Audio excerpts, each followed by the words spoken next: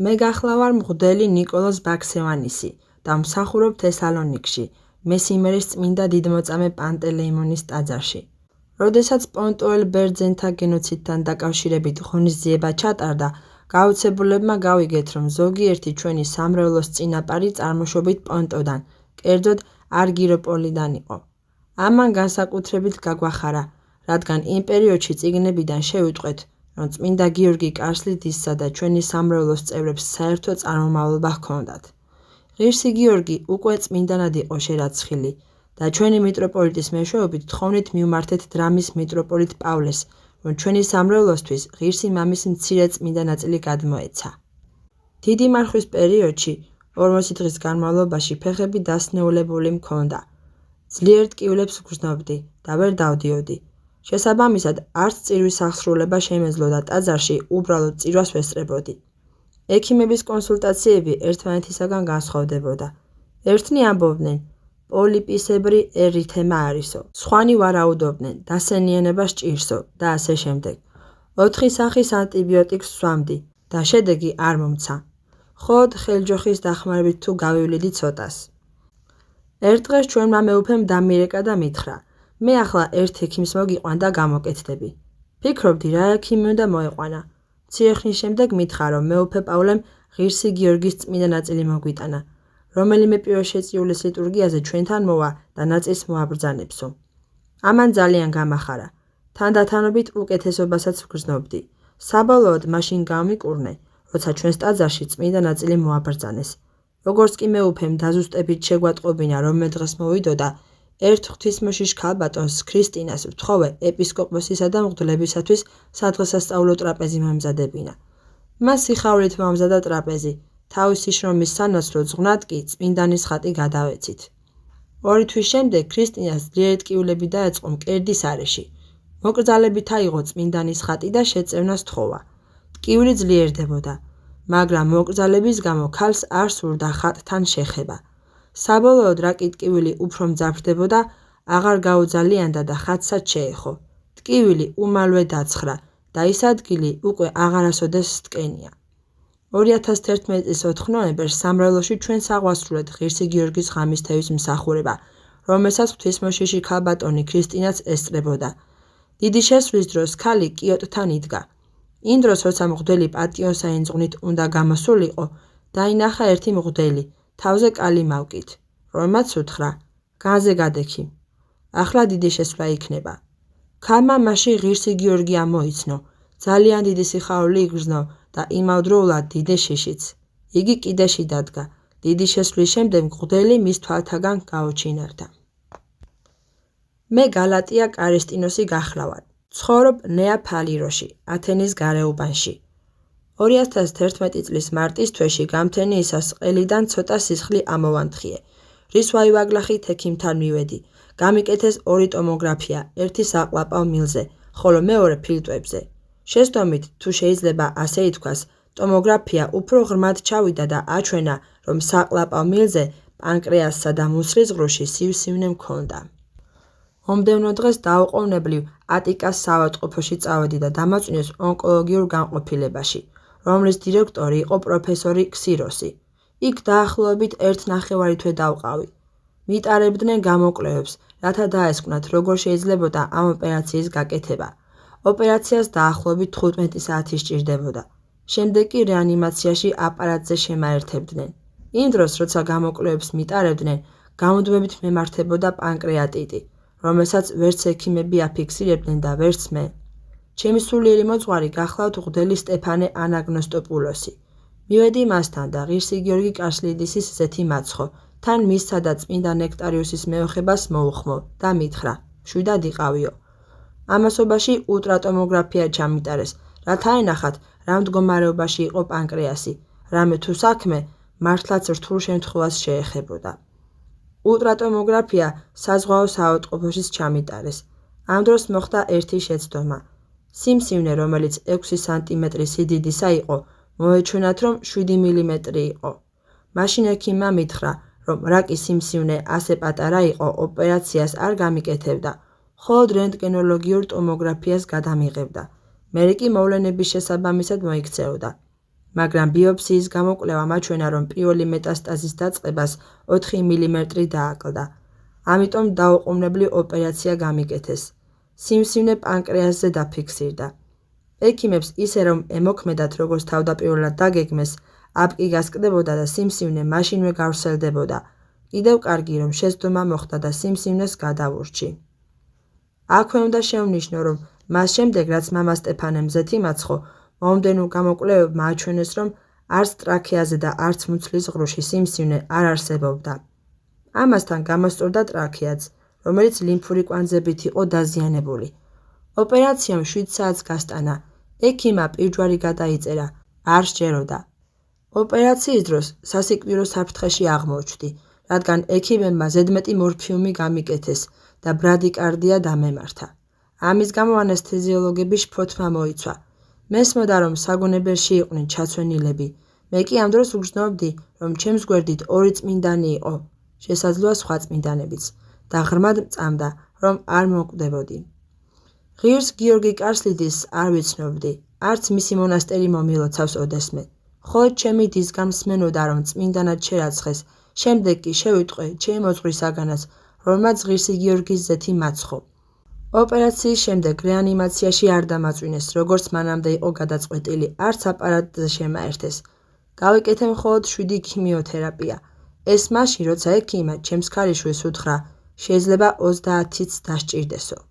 მაშინ ჩემმა ქალიშვილმა მიუგო. კი, მაგრამ ექიმო, ამდენი ქიმიოთერაპიით დედაჩემი განა არ მოკვდება? ექიმმა უპასუხა. ჩემო კარგო, დედა შენს 6 თვის სიცოცხლე დარჩა და შენ იმაზე ფიქრობ, რამდენ ქიმიოთერაპიას გაიკეთებს. უცნაური ის იყო, რომ ყველა, ვინც პალატაში ქიმიოთერაპიებს იკეთებდა, დასუსტდა. მე კი წონაში მოვიმატე. ქიმიოთერაპიები ნოემბრის დასაწყისში ღირსი გიორგისა და წმინდა ნექტარიოსის დღესასწაულებზე დავამთავრე.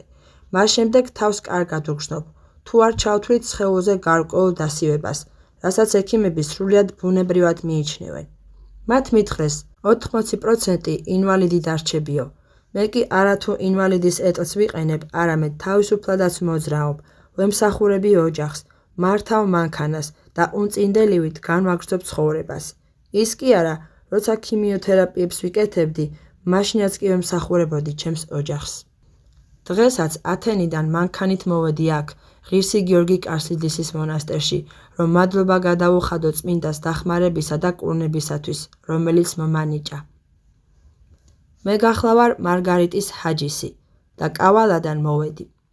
2011 წლის 6 ნოემბერს კვირას ნაშუა დღეს მქონდა ტემპერატურა 37 და 7. ძლიერი თავის ტკივილები, ყელის ტკივილი. ჩემმა ცოლმა თავზე დამადო პატარა პარკში ჩაყრილი ღირსი გიორგი კარსლიდისის საფლავის მიწა, რომელიც მონასტრის მოლოცვისას მისცეს. უმალვეს იგრილები გრძენი, 10 წუთში თერმომეტრი ჩავიდე და ტემპერატურა მხოლოდ 36 და 6 მქონდა. ამავდროულად დამიცხრა ყელის ტკივილიცა და ხველებაც. კარგ განწყობაზე დავდექი და მაშინვე წამოვდექი. აღარც ექიმთან წავსულ ვარ, არც ანტიბიოტიკი მიმიღია.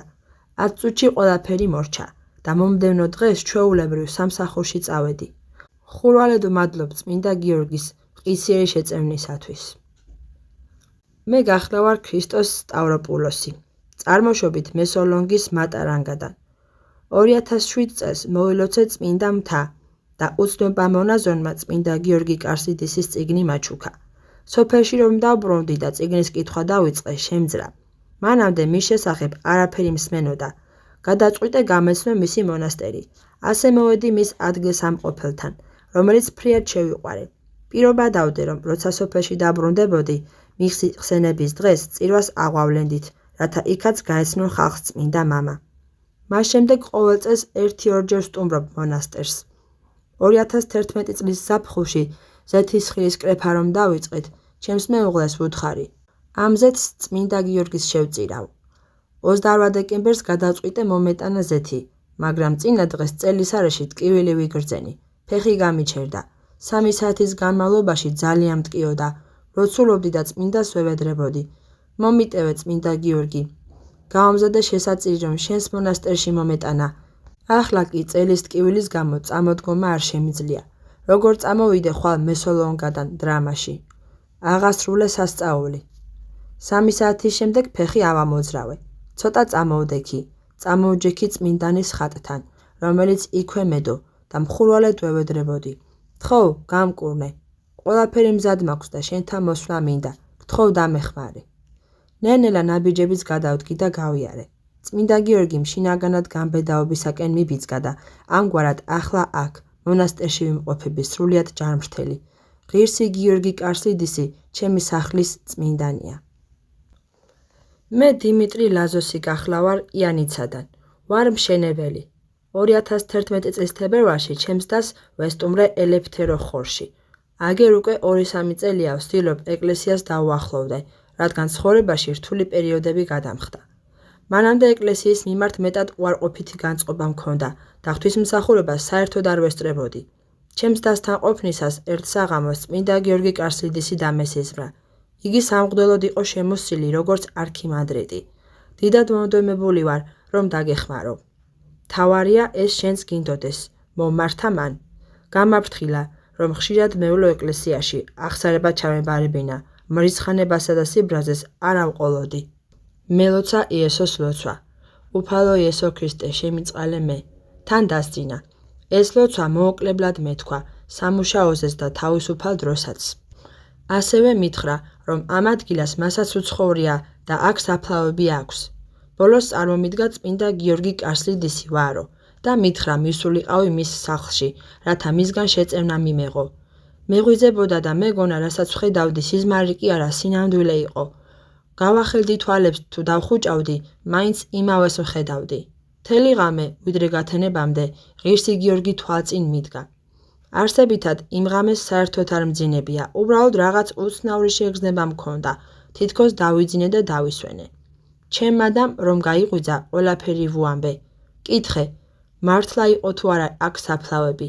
მანას თავის მხრივ კითხა ერთ ასაკოვან ქალს, რომელმაც უპასუხა, რომ დიახ, უწინ აქ საფლავები იყო, რამ თუ ძველად არსებობდა სოფელი, რომელიც განადგურდა, შემდეგ კი მასზე ახალი სოფელი დაშენდა. ერთად ვეძებეთ ინტერნეტში და მისი სახლი მაცხოვრის ამაღლების წმინდა სავანეში ვიპოვეთ. ასე რომ დღეს აქ მოვედი, რათა მას თაყვანივცე და შევთხოვო, რომ სულიერი ცხოვრება მასწავლოს. მე გახლა ვარ მღვდელი გიორგი ფრინისი. მსახურობ ნავპლიოს წმინდა კონსტანტინესა და ელენეს სახელობის ტაძარში. 2010 წლის მარტში მოკრძალებული თხოვნით მივმართეთ დრამის მიტროპოლიტ პავლეს და გვიბოძა ღირსი გიორგი კარსლიდისის წმინდა ნაწილი. მას შემდეგ ღირსი მამამ მთელ არგოლიდის რეგიონში გახდა ცნობილი და მრავალი მოდიან მის თაყვანსაცემად. გარდა ამისა, ხშირად კეთილსურნელებასაც გამოსცემს, რითაც ფრიად გვაძლიერებს დღევანდელ რთულ დროში. 2011 წლის აგვისტოს თვეში არგოლიდის რაიონის სოფელ ლიმნესის, დღეს კორინთოს მკვიდრია, მე-12 კლასის მოწაფეს ავტოავარია შეემთხვა. მისი მოტოციკლეტი სატვირთო მანქანის ქვეშ მოჰყვა. დაშავებული საავადმყოფოში გადაიყვანეს, მას თავის ქალისა და ტვინის მძიმე დაზიანება აღმოაჩნდა და აპარატზე შეაერთეს. იმედები თითქმის არ იყო. 3 დღე ღამის შემდეგ მდგომარეობა გართულდა და ყველანი წუთი-წუთზე ელოდებოდნენ საბედისწერო ჟამს. მაშინ ჩემს მგალობელს ვუთხარი. კონსტანტინე, ხომ არ ავიღოთ ღირსი მამის წმინდა ნაწილი და საავადმყოფოში ხომ არ წავიდეთ? წავიღეთ სანაწილე და გზად ღირსი მამის პარაკლისი ვიგალობეთ. მანქანაში კეთილსურნელებაც ვიგრძენით. საავადმყოფოში საღამოს 11 საათზე მივედით. შევედით ინტენსიური თერაპიის განყოფილებაში. სნეულს წმინდა ნაწილით ჯვარი გადავსახეთ. თან ღირსი მამის ტროპარი ვიგალობეთ. ნაწილი კვლავ გამოსცემდა სურნელებას და ნუგეშს გვცემდა. ბოლოს საჯანმრთელო ლოცვა აღვავლინეთ. მშობლებს 2-3 სანუგეშო სიტყვა ვუთხარით და წამოვედით. მომდევნო დღეს ექიმებმა მშობლებს განუცხადეს, რომ თავის ტვინის წნევამ კლება დაიწყო. ბავშვი თანდათანობით გონს მოდიოდა. 1 თვე რეანიმაციულ განყოფილებაში დაჰყო, შემდეგ 3 თვე საავადმყოფოში და განიკურნა. როდესაც გაუმჯობესება დაიწყო და გონს მოდიოდა, ექიმებმა კიდურების მრავალმხრივი მოტეხილობების მშუშება გადაწყვიტეს, მაგრამ მაღალი ტემპერატურის გამო არ შეეძლოთ ოპერაციის გაკეთება. ჩაუტარეს სხვადასხვა ჰემატოლოგიური გამოკვლევა, თუმცა მიკრობი ვერ იპოვეს. ამრიგად გადაწყვიტეს ოპერაცია დაეწყოთ, რათა დრო არ დაეკარგათ. ამ დროს წირვა აღვასრულე. ბავშვის მამამ დამირეკა და მითხრა, ღირსი მამის მიმართ სავალდრებელი ლოცვა წამეკითხა, რადგან სნეული საოპერაციოში შეჰყავდათ. საანწილესთან სანთელი ავანთე და საჯანმრთელო ლოცვა აღვავლინე. 1 საათის შემდეგ ისევ დამირეკა და მითხრა, რომ როგორც კი ბავშვი საოპერაციოდ გაამზადეს, ეროვნულ საავადმყოფოში გაგზავნილი საბოლოო ჰემატოლოგიური გამოკვლევის შედეგები მოვიდა. ტემპერატურის გამომწვევი მიკრობი იპოვეს. ღირსმა მამამ კვლავ თანადგომა აღმოუჩინა სნეულს. შედეგებს 9 საათიც რომ დაჰქვიანებოდა, როცა უკვე სნეული საოპერაციოში იქნებოდა დაწვენილი, მიკრობი ძვლის ტვინში შეაღწევდა და ბავშვი დაიღუპებოდა. ამიტომ იგი ისევ პალატაში გადაიყვანეს, შესაბამისი კურსი ჩაუტარეს და როდესაც ინფექცია დაცხრა, ოპერაციაც წარმატებით დასრულდა. ღირსი გიორგის ხსენებასთან დაკავშირებით 2011 წლის 3 ნოემბერს ღამის თევის მსახურება აღვასრულეთ. რაღაც მომენტში შევნიშნე, რომ საკურთხეველში თომა პეტასი შემოვიდა. იგი დამწუხრებული მომიახლოვდა და განმიცხადა, რომ მისი გოგონა გეორგია მარია საავადმყოფოში ვაქცინის გამო წაიყვანეს და პალპაციის შედეგად კუჭის სიმსივნე დაუდგინეს. გოგონა 2 წლისაც არ იქნებოდა. მაშინვე აგია სოფიას ონკოლოგიურ ცენტრში დააწვინეს. ერთ დღეს ჩვენც მოვინახულეთ ბავშვი, თან ღირსი მამის სანაწილე წავიღეთ. გოგონასთან ერთად იყო დედა, რომელიც მას ღირსი გიორგის საბავშვო წიგნს უკითხავდა. იქიდან გაიცნო წმინდანი და ძალიან შეიყვარა. გვაცნობეს, რომ სამწუხაროდ სიმსივნე იმ დონემდე მოსდებოდა მუცლის მიდამოს, რომ ოპერაციის გაკეთება შეუძლებელი იყო. გოგონას წმინდა ნაწილი მივეცით, ემთხვია და ჯვარი გადავსახეთ. ამის შემდეგ დაიწყო ქიმიოთერაპიისა და ლაზერული დასხივების კურსი. ბავშვი სახლში რომ წაიყვანეს, ზეთის კურთხევის საიდუმლო აღვასრულეთ. გოგონა წმინდა ნაწილის გარშემო დაბაჩუნობდა, წიგნს კოცნიდა და ამბობდა: ბაბუ, ბაბუ, ნენელა სიმსივნე შემცირდა და ოპერაციაც გაუკეთეს. მას შემდეგ წელიწადნახევარი გავიდა და რენტგენოლოგიურ ტომოგრაფიაზე სიმსივნის ნასახიც არ ჩანს. გეორგია მარია ახლა 2 წელნახევრისაა და საზიარებლად მოდის იმ ტაძარში, სადაც მისი ბაბუაა.